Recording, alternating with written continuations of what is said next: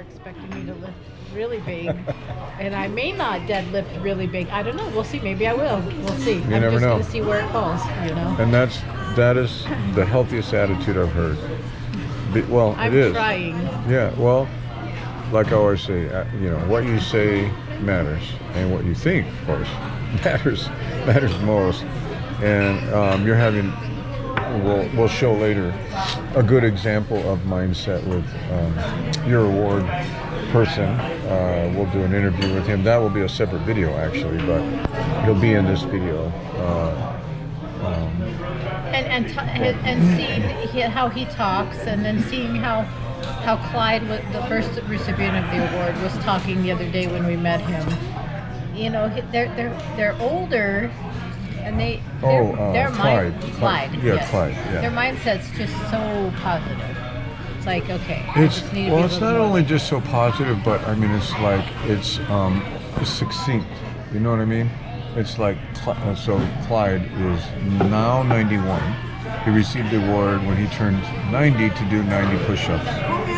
On his 90th birthday in a very short time.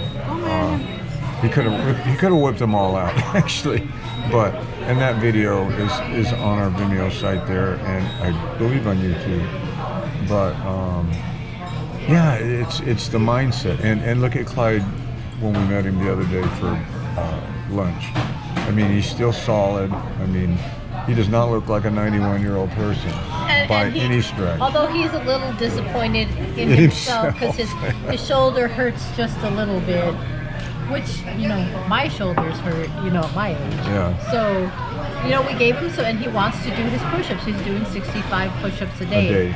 So we gave him some tips. We introduced him to push-up handles. Oh, yeah. And I think that'll be the... Yeah.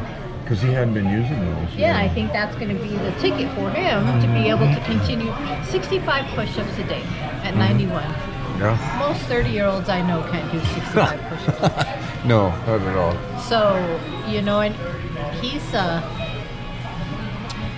almost a little disappointed that he's only doing 65 push-ups a day. And I'm sitting here like, wow, you're 91, you're doing 65 How many push-ups a day. 91s can do a push-up, much less 10 push-ups, much less 20, much less 40. You know, and then talking today, he's done this whole shift of he'd lost weight, and now he's gaining weight, putting more size on. You can see it. You can see the muscle. He's lean anyway. And he's 89. And his shoulders look more developed. Yep. And he takes diet advice very seriously. Yes, he does. So he's not saying, oh, you know, I'm 89, I am where I am. No, he is working the science to still build the muscle on his body. Yeah, what he says, like kind of experimenting on his own self, and you know, playing with his own diet, his training methods, I think he mentioned, and we'll hear more about that from him later on. But anyway, so I just wanted to, some of this will be the start of the video, but for you. But yeah, it'll be fun to talk to him, and we'll have that interview in length when I get it together with him. Because boy, does he come from, he was a sharecropper. And if anybody knows the term sharecropper from, I guess he would have been what? I guess we'll get that information from him. But anyway, he's an amazing start in his life, busting his ass and really hard work. I thought ranch work was hard. Yeah. Well, yeah, baling hay pretty manually. Yeah, it was manual baler. Yeah. Manual baler. And A penny a bale. Penny a bale. I mean, most of us. We'll talk about that. Yeah, you see penny, you kick it to the side. Yeah, it wasn't penny a bale. That was penny a bale that you put on the truck, take to the storage area, and stack it. And then you got your penny for each bale. And anyway, all right, so we're off to February Nationals 2024, and I think you go into it with a really good mindset. You got a good attitude. This is fun. Getting it back into the fun factor let a little adrenaline take over. Your bench is way up, your curls are way up, squats about the same. Well, Ken, I want to talk to you today mostly because we talked a little bit about how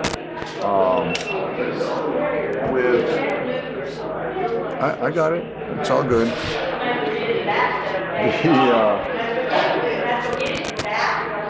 Well, let me just do this. Let's go back because I want to get a little bit of history on it. So Ken is 89 years old, and he is from Kansas City, Missouri. Okay, Kansas City, Missouri. I was born right here in Oklahoma. Oh, you were? That's right. So, And as a matter of fact, it's a little town about 30 miles north and east of here.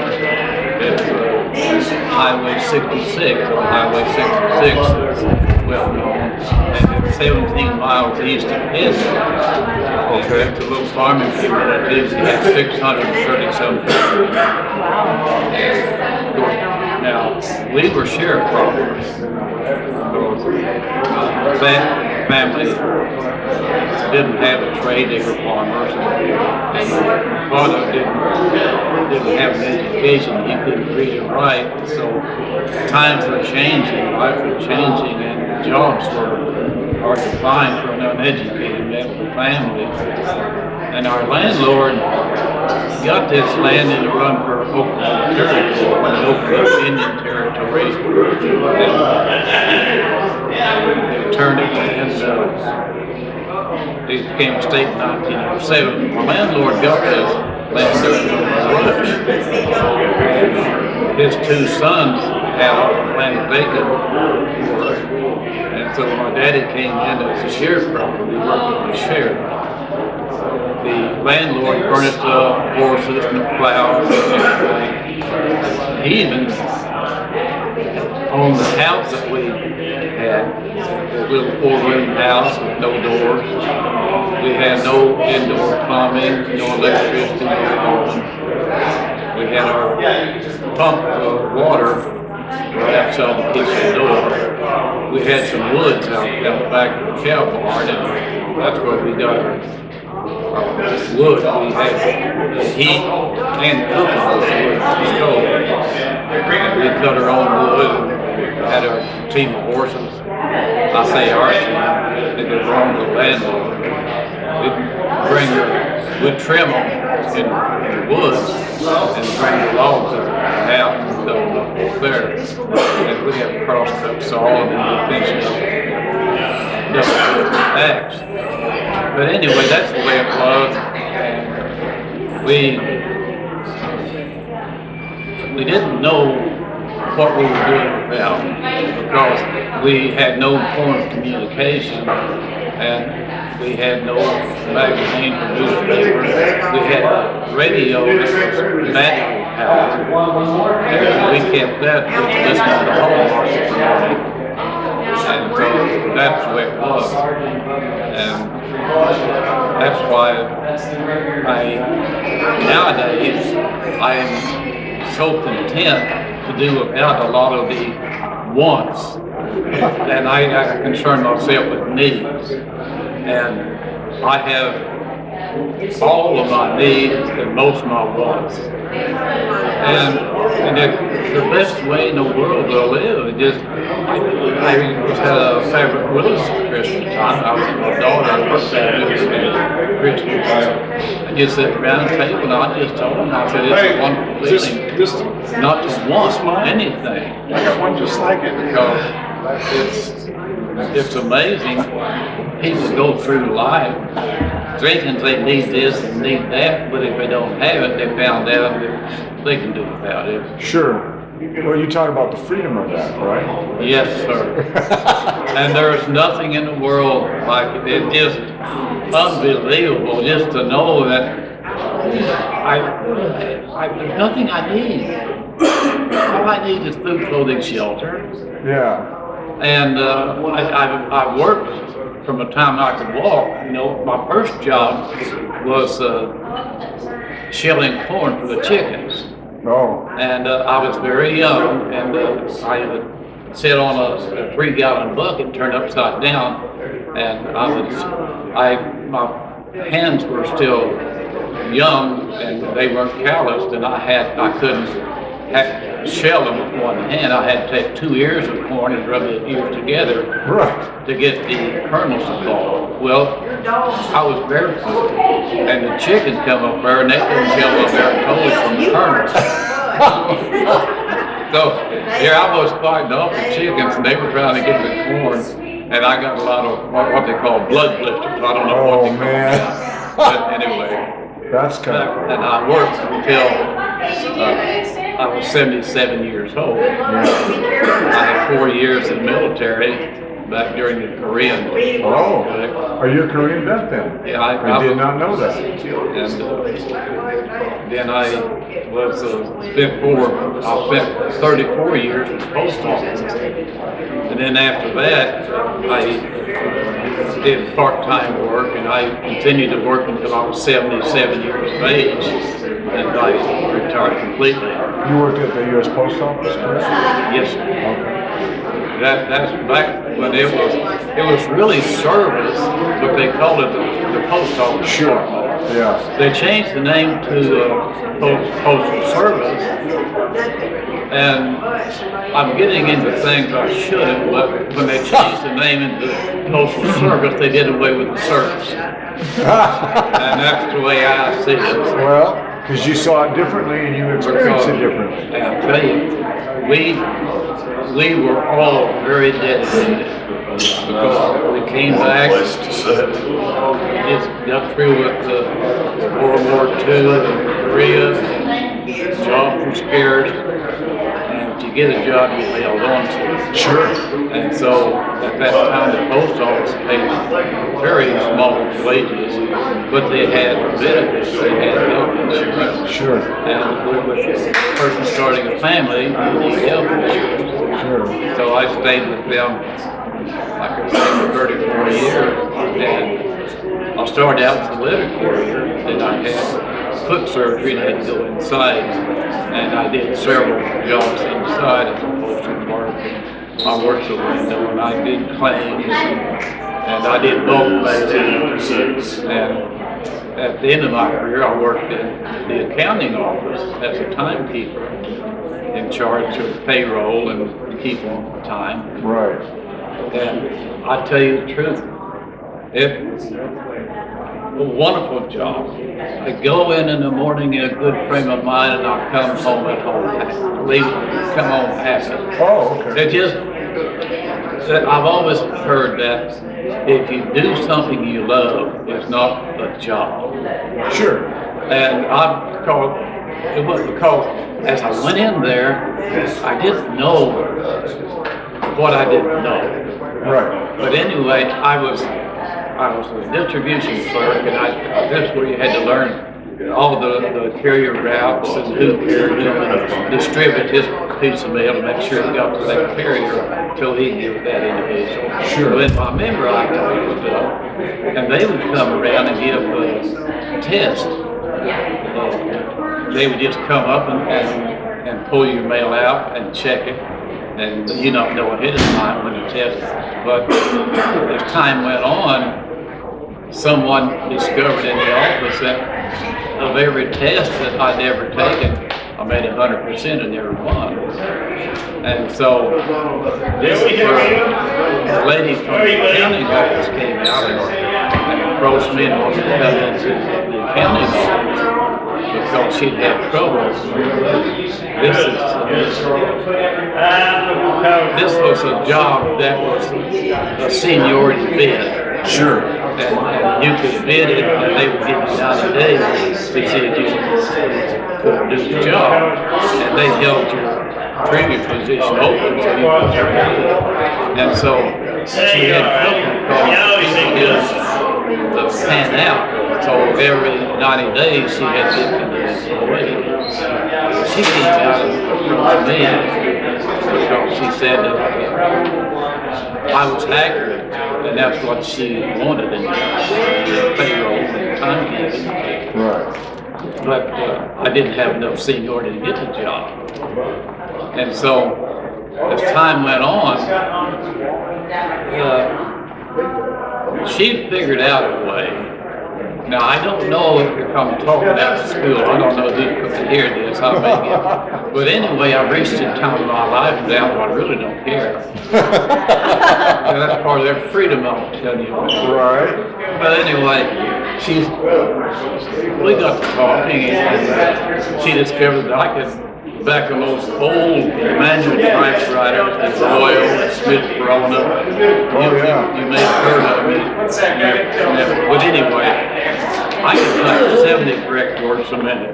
Wow. That old manual. That's pretty decent, yeah. And that was good. That is what good. she did, she put that on the list of qualifications to be in the accounting office. Oh. And so that left it wide open for me. So I went in and dumb as dirt, didn't know a thing. And back then, I think we had 6 employees in the office. And I was in charge of the letter carriers. I had a number 2 lead pencil and 10 key calculators. As time went on, I found out that I was the only one left in the office. And I had a computer with a direct line and he had the St. Paul data center. Oh, yeah. And so it's really, I had it all to myself. I had to keep track of every employee, wherever they went, to make sure they got correct pay. But anyway, I spent a lot of time on that part of my career.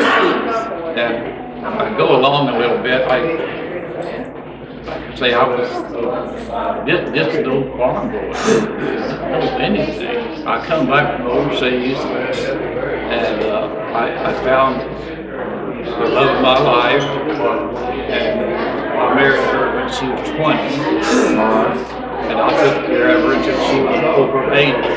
Wow. And, well, that leads us into how you got into powerlifting. Okay, yeah. Let me change something right quick. Okay. I'm going to stop this.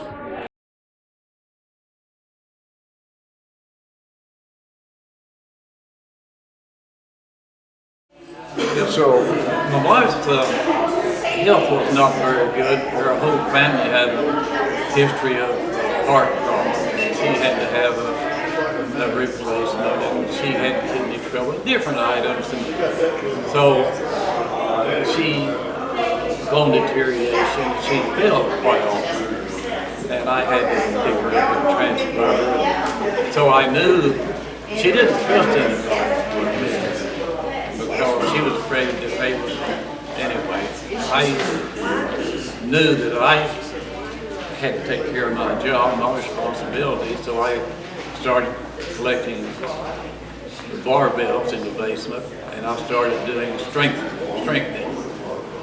And all I used to strengthen the muscles that I needed to do my job by lifting her and transferring her from car to wheelchair, from chair to bed, and if she falls, all these things. That's the only strengthening exercise I did because I was serious about taking care of my job, and my job was to take care of her. And so we did. And I tell you, we got, as time went on, and we had company.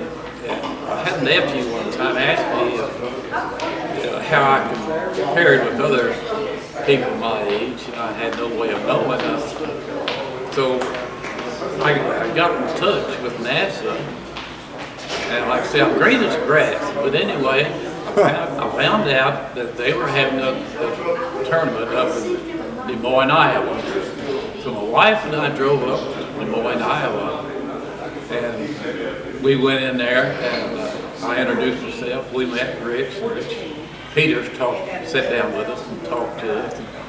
Anyway, I got that, and from that point on, she and I, we were one we traveled 7 different states, and we competed, and it was something that she really enjoyed. And that's cool. And she even got to where she would help at the table, you know, selling T-shirts and items of that nature product.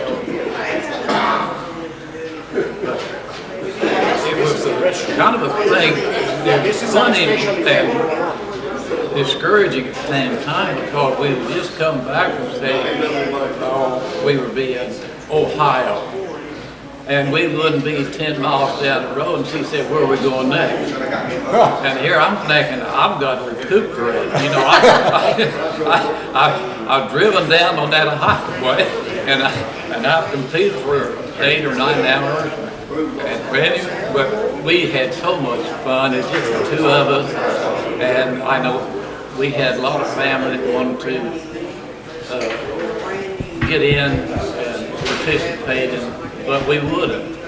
It was something her and I had together. So at our later family reunions, no third person could ever say, oh, you remember when we went so-and-so. Yeah. It was just her and I. And we had the best of times. And when she passed away, I find I don't enjoy traveling as much now. So I don't go, you know, at one time there we were hitting 6 competitions a year. Wow. That's a lot. She was able to drive and willing to drive, and so we had so much fun and so many shared memories that I'm going to go ahead and keep doing this because of the people I meet in powerlifting. They are some of the best people that you meet anywhere.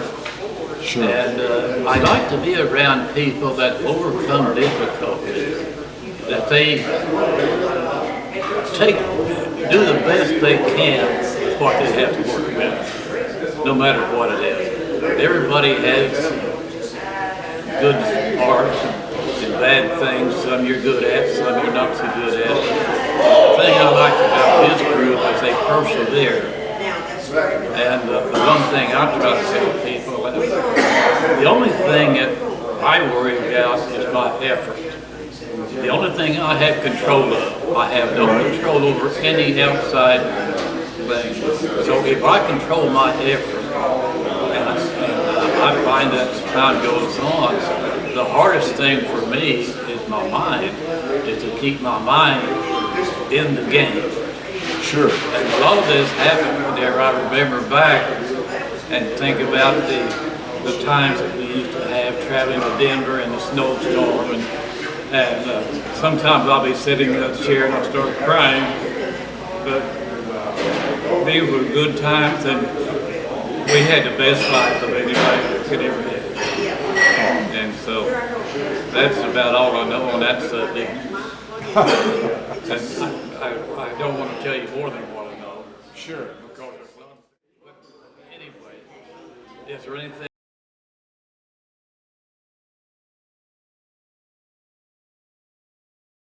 It's been very nice to meet you, of course.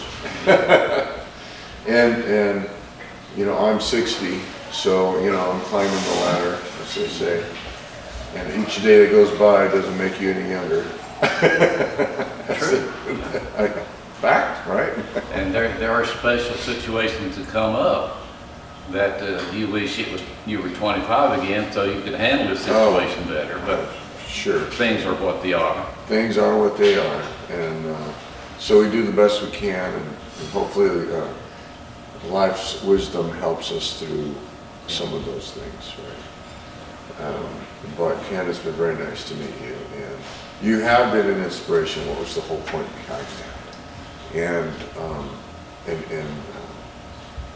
we're inspired by people who you recognize that it is it's quality of life at the end of the day, and everything in a lot of our political structure for a better quality of life was, you know, we all have health care, we have all this that they try to improve upon, including city government and things like that. Right. Better roads, better traffic quality, better, you know, layouts of the property. As a realtor from the past, that was very exciting to me. We're helping to develop our city. We're helping to develop and bring people in, create jobs, and quality of life. And so the biggest quality of life for us, of course, is to maintain our health. And that's the big deal behind that award.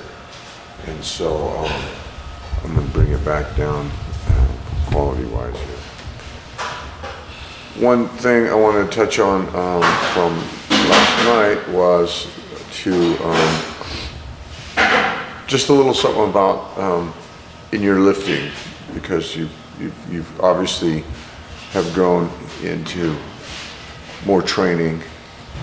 Yeah. You're identifying your diet, streamlining your diet, and then you kind of did a little bit of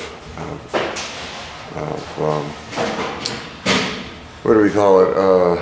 Sorry, I'm not. Self-experimentation. Yeah, a little self-experimentation. I mean, we all do with our diets and stuff.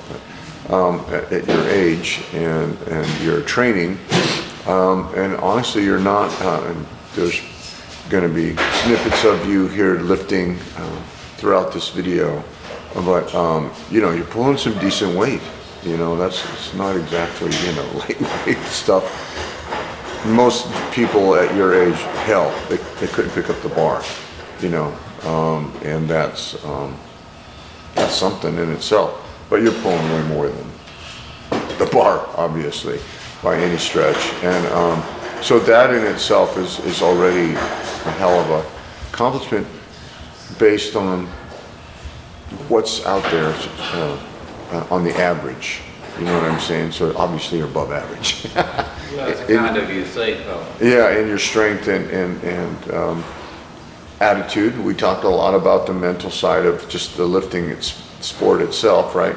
And how you were, how missing a lift is not fun, right? Right, you're right. It's a bad place to be if you underachieve in your own mind. Right. And I think myself, and I've talked to other lifters, and they're the same. They are their own best or worst critic. Right. They will spot flaws in themselves that nobody else notices. Right. But I'll change the subject just a little bit. You notice about, you talked about experience. As you grow older, you gain a little experience that helps you handle situations. But I at a shoe shop, and I think it was in Jefferson City, Missouri, I'm not for sure. And on the wall, this cobbler had a plaque, and on the plaque it said something to the effect of, "We grow too soon old and too late smart." And that sums it up pretty much. Boy, is that the truth. And but talking about my training, I do by trial and error. As I started, I think I've told you in the past about I started because my wife was ill and I had to get stronger to take care of her. But anyway, I started doing what everybody else did. And whatever I would read or whatever I would see, I would try and I'd experiment and what worked for me. And I found out a lot of copycat going on. Right. People will take some person that excels at what he does and copy everything, their diet, their training regimen, and so forth.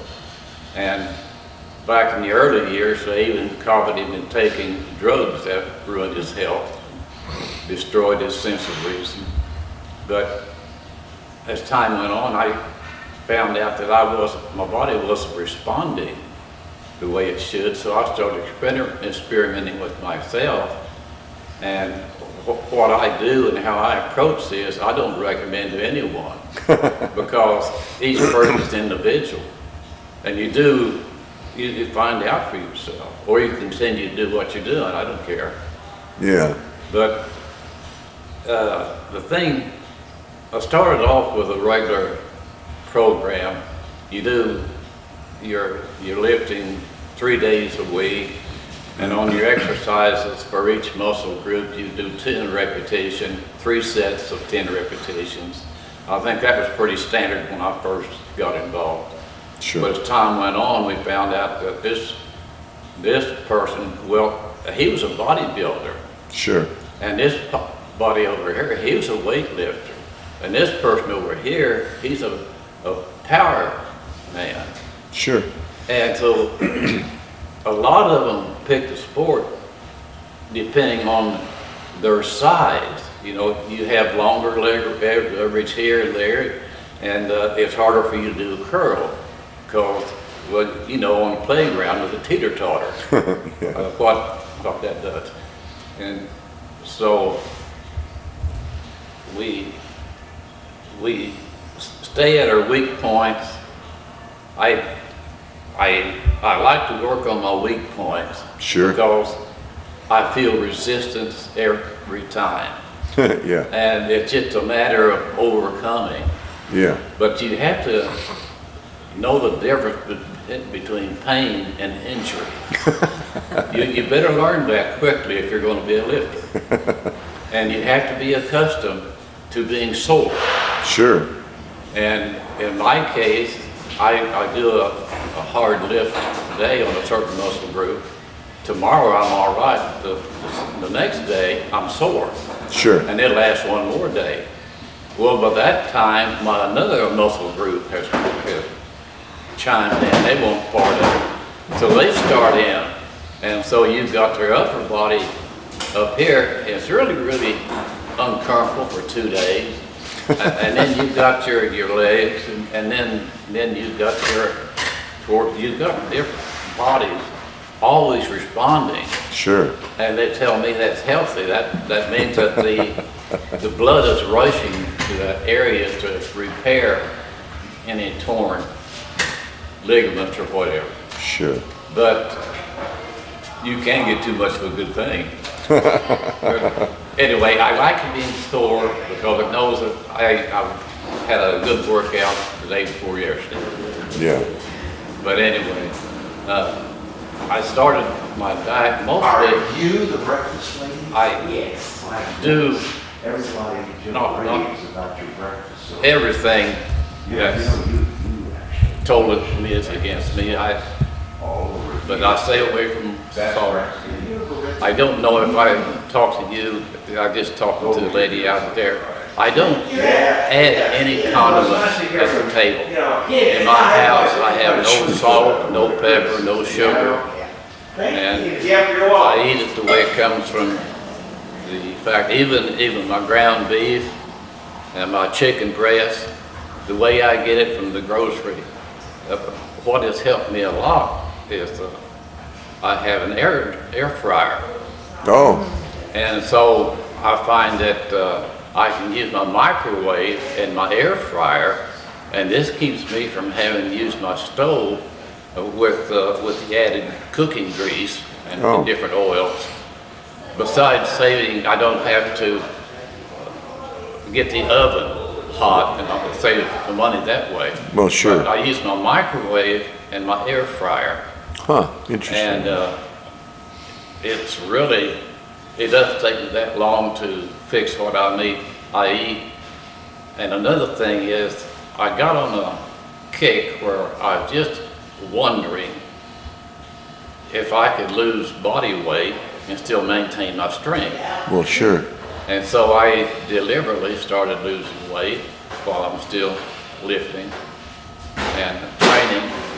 And at that time I was training 7 days a week. And would usually last between 45 minutes and 1 hour, depending on what body section I was working. And so I got to thinking about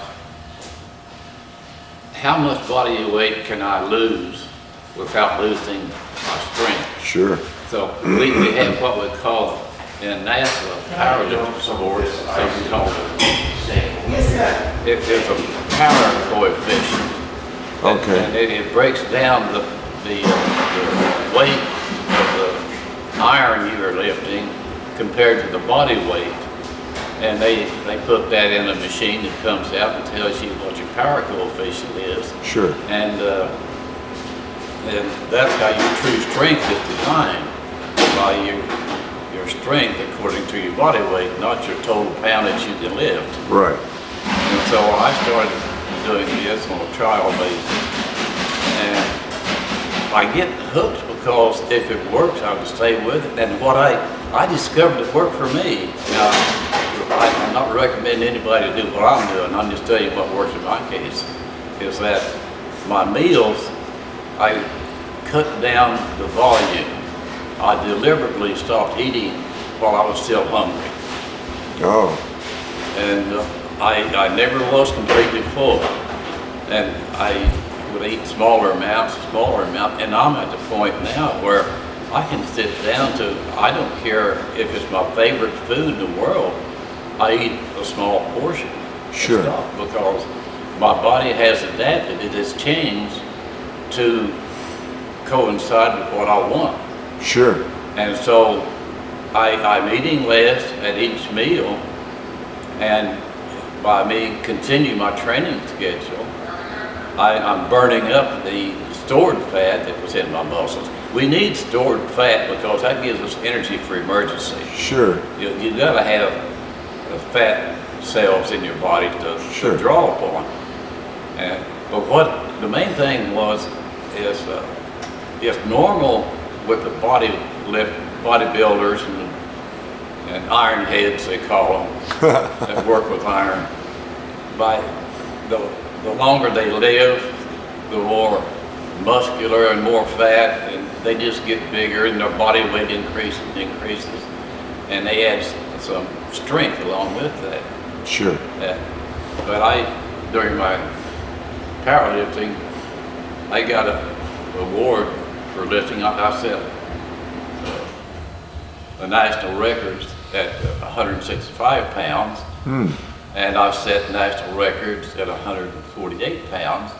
So my goal was to do what no one in my knowledge has ever done, is go down 3 separate weight categories. Oh, And get a national record in each weight category. So I achieved that on this past year, 2023. yeah. And I had the formula for the power coefficient, and so I kept track of my progress. And I did, as I lost body weight, I lost the amount of poundage I could lift, but my power coefficient remained exactly the same. Going down in body weight, and I finally got to where I wasn't feeling the way I wanted to, so I started adding weight back up, and since November to February, for 3 months, I put on 10 pounds.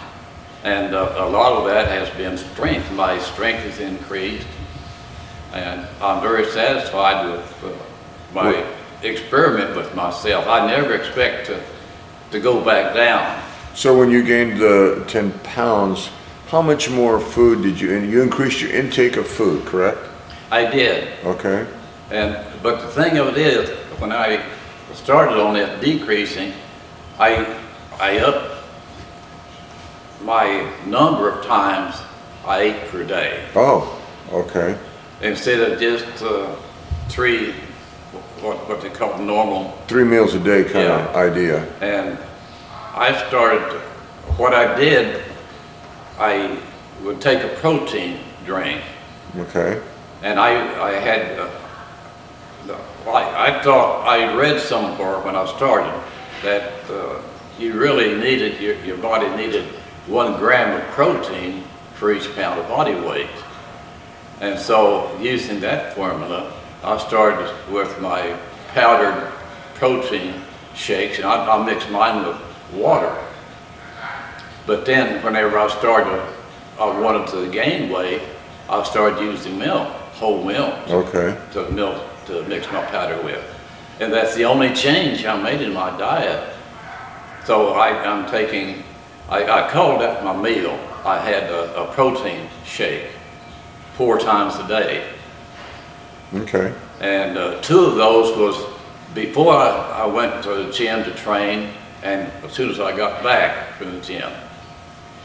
So those two were an hour and a half apart, but the others were interspersed throughout the day with my regular meals. But as I grow older, I find that things are not the way I'd like them to be. Sure. Some things that I try to change, they're stronger than I am. Right. And it just, but I didn't feel good when I was heavier. And I didn't feel good when I was real light. So you found your sweet spot, as they say. Right about now, I'm hanging around 140, 142, 138, about 4, 5, 6 pounds difference, around the 140. But if I continued,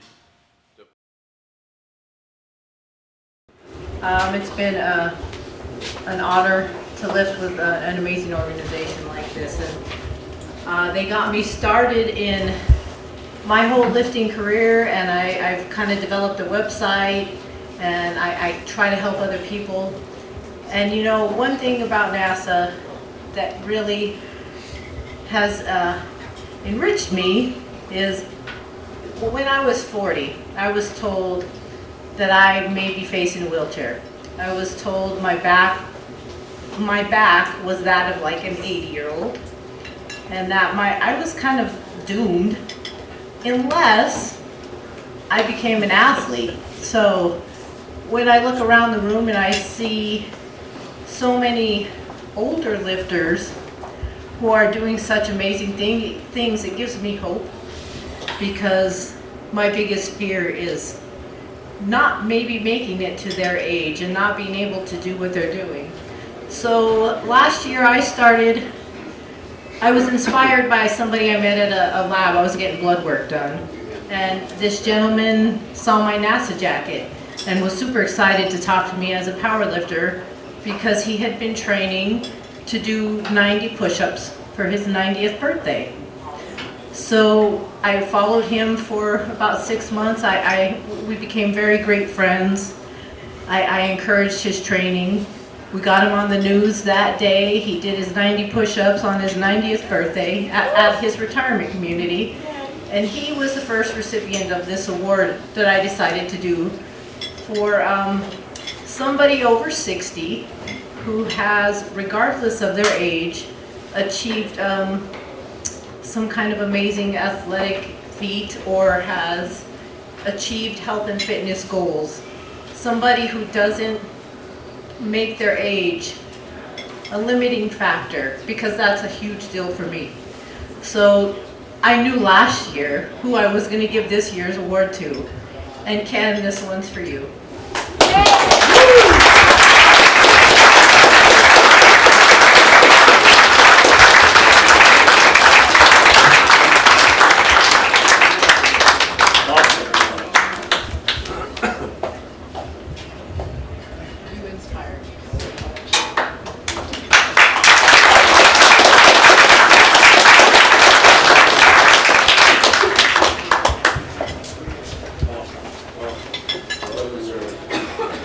All right, we're gonna get to the meat and potatoes.